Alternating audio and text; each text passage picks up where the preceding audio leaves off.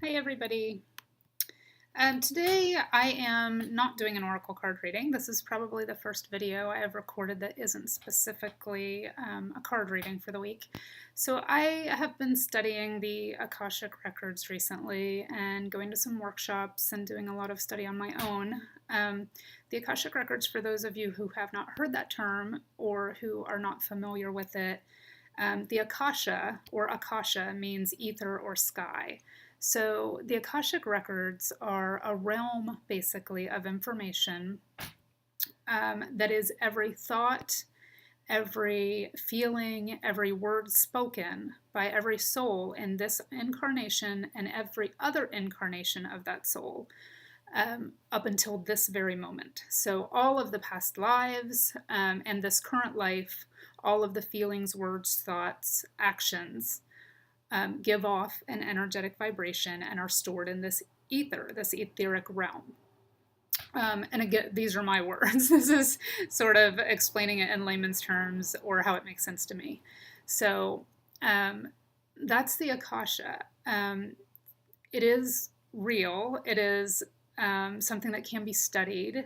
If you want to research it a little bit, you can look up the Akashic field, the Akashic realm, or there are some more scientific studies under the A field, what scientists call the A field, and it is measurable energy. So it is sort of a storage house or a giant library, if you want to think of it that way, that can be accessed once you know the proper way to do that. And some people sort of accidentally access it throughout their lifetimes. I think many of us do that. Maybe during meditation, you'll get some insight and you're like, wow, where did that come from? That's not something I would normally think of, or those aren't words I would normally use. And a lot of times that is when you're accessing, sort of accidentally accessing the Akashic Records. And what I've been studying is a way to consistently access this information because it can be very beneficial. If you have sort of loop patterns, what I call loop patterns in your life, where you keep repeating the same actions, it can be addictions as far as maybe alcohol or food, overeating, finding yourself in the same sort of relationships. Are you in the same sort of dysfunctional relationships? Do you repeat the same dysfunctional behaviors? Do you have the same reactions and you wish you could get rid of them? Any sort of repetitive things that you're aware of that you just through normal channels haven't been able to unload. You just haven't been able to get rid of it. And you could be one of those people who's really into metaphysics and alternative therapies, and you've tried energy work, and you've tried acupuncture, and you've tried emotional freedom technique, and you've tried, cord cutting and all of this stuff. And it's like, I just find myself right back in the same pattern. The Akashic Records are really great for helping you figure out how to address those patterns, figure out where they stem from, whether it was this life or a previous life, why you have that pattern in place. And once you understand why you have it in place, it's much easier most times to let go of. So that is how I understand the Akashic Records. Intuitive readings are much different. Intuitive readings are, the ones I do, are either predictive or prescriptive. So if it's a prescriptive reading, it's going to say, here is how you can help yourself with this question you have. If it is predictive, it will say, this is the outcome you can expect if you continue on your current path, which is great. They are two totally separate ways of accessing information, and there is a space for both of them. They're both extremely helpful, but they are very different. And I was talking to someone this morning and kind of just said it's like reading two books on the same subject, and they're both by really great authors, and they're both, really great information. You gain a lot by reading these two books, but it's on the same subject, and the information is really different. That's kind of how, to me, intuitive or oracle card or tarot readings are versus the Akashic Records readings.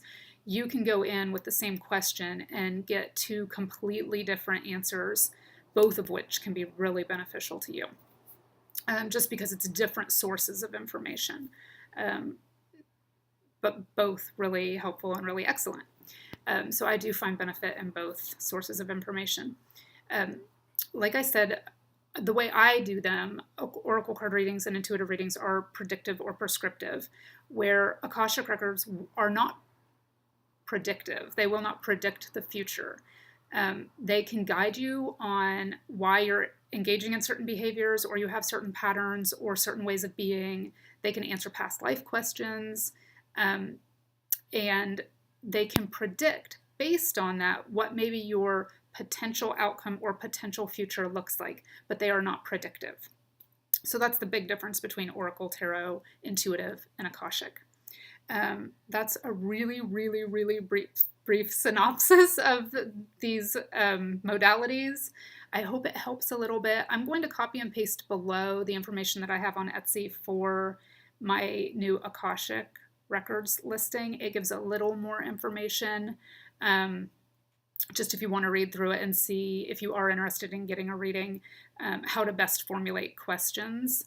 And hopefully it will answer any other questions you have. If you have had an Oracle card or tarot or intuitive reading and an Akashic Records reading, I would love to hear from you. If you want to put your thoughts below. I know these things are really private, so if you don't want to, that's totally fine and totally understandable. But if you are one of those people who has had both types of readings and you noticed a difference in the information you gained or the benefits you gained from each of those and you want to talk about it, I would love to read that. You can contact me privately through email or through my Etsy shop, or just post your thoughts below. I'm sure people would love to read them.